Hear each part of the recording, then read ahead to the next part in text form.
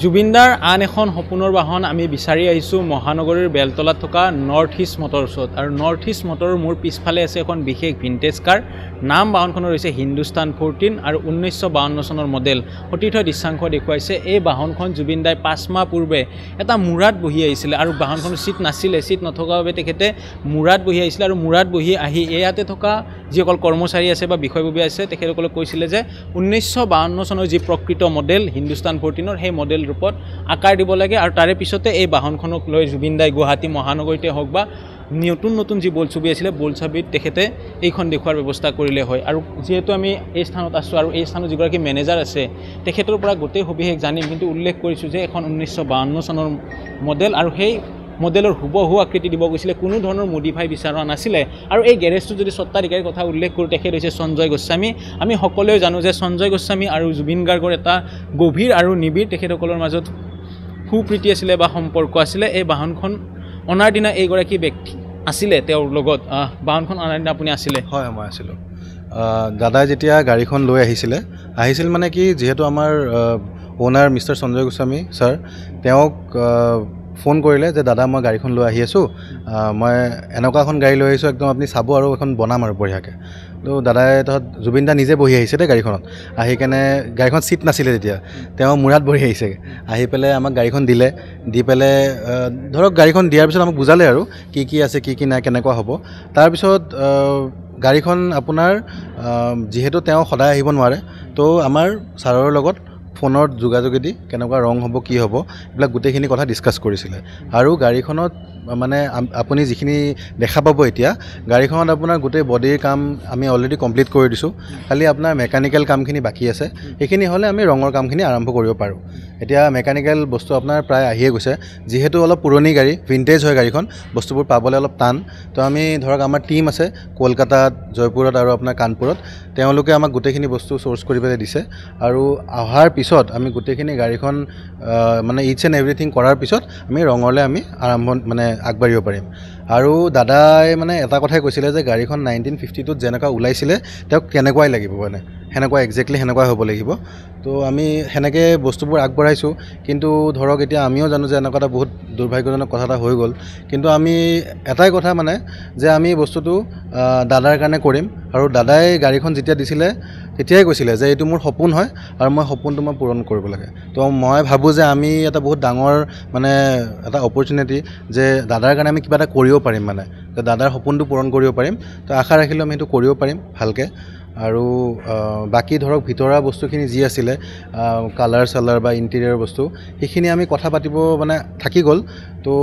সেইখিনি বস্তু ধৰক গৰিমা বৌৰ লগত আমাৰ ছাৰ সঞ্জয় গোস্বামী ছাৰে কথা পাতিছে আৰু সেনেকৈ আমি বস্তুবোৰ তেওঁ যেনেকৈ ক'ব আমি সেনেকৈ আগবাঢ়ি মানে বস্তুখিনি কমপ্লিট কৰিম বাহনখন অহাৰ দিনা কি কালাৰ আছিলে গাড়ীখন আপোনাৰ এনেকুৱা হালধীয়া ৰং আৰু ধৰক ক'ৰবাত অলপ ডেণ্ট আছিলে মানে গোটেইটো চাব গ'লে হালধীয়া ৰঙে আছিলে গাড়ীখন হালধীয়াই হ'ব নাই হালধীয়া ৰং নহয় এখন যোনটো ৰং হ'ব সেইটো মানে মোক কোৱা নাই সেইটো দাদাৰ লগত ধৰক দাদাই মানে আমাৰ ছাৰৰ লগত মানে অভাৰ দ্য ফোন কথা পাতি পেলাই ডিছকাছ কৰিছিলে মানে কালাৰটো ৰিভিল কৰিব পৰা নাই এতিয়া ছাৰে যেনেকৈ ক'ব আমি সেনেকৈ কৰিম মানে হয় এতিয়ালৈকে কিমানখিনি কাম সম্পূৰ্ণ হৈছিলে গাড়ীখন কেতিয়া নিব অহা কথা আছিলে নিব মানে এতিয়া আমি যিহেতু জানো যে জুবিন দাই সদায় ব্যস্ত থাকে বহুত ব্যস্ত থাকে তেওঁ এখন চিনেমাৰ শ্বুটিং কৰি আছিলে তেওঁ কৈছিলে যে শ্বুটিংটো শেষ কৰাৰ পাছে আহি কেনে মই মানে গাড়ীখনৰ লগত থাকিম গাড়ীখন কেনেকৈ বনি থাকিব তেওঁ চাব বিচাৰিছিল কাৰণ এই গাড়ীখন তেওঁৰ মানে বহুত মানে একদম ক্ল'জ আছিলে গাড়ীখন আৰু তেওঁ বিচাৰিছিল যে গাড়ীখনৰ মানে দ্বাৰাই মানে তেওঁ কিবা এটা তেওঁৰ ভিজনটো দেখাব গৈছিল মানুহক তেওঁৰ এইটো সপোন আছিলে মানে আৰু সেই বস্তুটো তেওঁ মানে কেতিয়াও আমাক একো টাইমলাইন দিয়া নাই যে মোক ইমান দিনত লাগিব এনেকুৱা কৈছিলে আৰামত কৰে কিন্তু মই লগত থাকিম গাড়ীখন যেতিয়া বনিব মানে আৰু সেইটোৱে আৰু যিহেতু ধৰক এতিয়া মানে এনেকুৱা এটা বস্তু হৈ গ'ল কিন্তু আমি চেষ্টা কৰিম যে যিমান জল্দি পাৰোঁ আমি গাড়ীখন কৰি কেনে আপোনালোক চবকে দেখাব পাৰোঁ আৰু দাদাৰ মানে অধৰুৱা সপোনটো আমি যেন পূৰণ কৰিব পাৰোঁ সেইটো খৰচৰ ক্ষেত্ৰতো কেনেকুৱা ধৰণে আপোনালোকে লৈছে এই কথা খৰচ মানে চাওক খৰচ এতিয়া কথাটো হ'ল যে যিহেতু জুবিন দা আৰু আমাৰ ছাৰ সঞ্জয় ছাৰ মানে একদম ভাই ককাই ৰিলেশ্যন তো আগতেও জুবিন দাই ধৰক কিবা শ্বুটিং থাকিলে বা কিবা থাকিলে আহি পেলাই ইয়াৰ পৰা গাড়ী লৈ যায় তো আমি সেই বস্তুটো কেতিয়াও ভাবিবই নোৱাৰোঁ পইচাৰ লেনদেনৰ কথাটো তো এইটো ইয়াতে একদম পইচাৰ কথা নাহে মানে এই বস্তুটোত মানে আৰু আগতেও অহা নাছিলে আৰু এইটোতো নাহে মানে কেতিয়াও এয়া আছিলে যিগৰাকী ইয়াৰে মেনেজাৰ তেখেতে উল্লেখ কৰিছে যে বাহনখন অনাৰ দিনা তেখেতে মূৰাত বহি আহিছিলে আৰু ঠিক একেদৰে উল্লেখ কৰিছিলে যে এই স্থানত যেতিয়া তেওঁ আহিছিলে অহাৰ দিনাই কৈছিলে যে এই বাহনখন মোক লাহে লাহে কাম কাজখিনি সম্পন্ন কৰি দিলেও হ'ব কাৰণ ৰৈ বিনালে শ্বুটিং চলি আছিলে আৰু শ্বুটিং শেষ হোৱাৰ পিছত তেখেতে নিজে থাকি ক'ত কেনেধৰণৰ হ'ব তেখেতে নিজে এক প্ৰকাৰ নিৰ্দেশনা দিলে হয় কিন্তু সেই দিবৰ বাবে মৰমৰ জুবিন দা প্ৰাণৰ শিল্পী জুবিন দা আৰু নাই কিন্তু বাহনখন তেওঁৰ সপোনৰ প্ৰজেক্ট আছিলে বুলি তেওঁ উল্লেখ কৰিছে আৰু যি ইয়াৰে স্বত্বাধিকাৰী সঞ্জীৱ গোস্বামী তেখেতৰ লগত যোগাযোগ হৈছিলে ৰঙৰ ক্ষেত্ৰতো উল্লেখ কৰা হৈছিলে যে আহোঁতে হালধীয়া ৰং আছিলে হালধীয়া ৰংটো তেওঁ পৰিৱৰ্তন কৰি অন্য ৰং দিয়াৰ হয়তো চিন্তা চৰ্চা কৰিছিলে ঠিক একেদৰে এই বাহনখন কমপ্লিট কৰাৰ এতিয়া তেখেতসকলে এটা অপৰচুনিটি বা সুবিধা পোৱাৰ কথা উল্লেখ কৰিছে ফ্ৰী অফ কৰ্চতে বাহনখন সম্পূৰ্ণৰূপে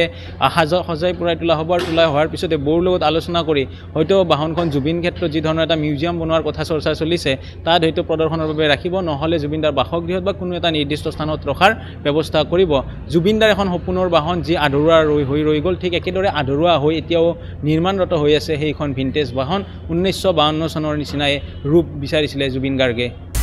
আপুনি বিচৰা বাতৰি পাব কেৱল নিউজ 18 এপত নিউজ 18 এপ ডাউনলোড কৰিবলৈ স্ক্যান কৰক এই QR কোড গুগল প্লে ষ্টৰতো পাব এই নিউজ 18 এপ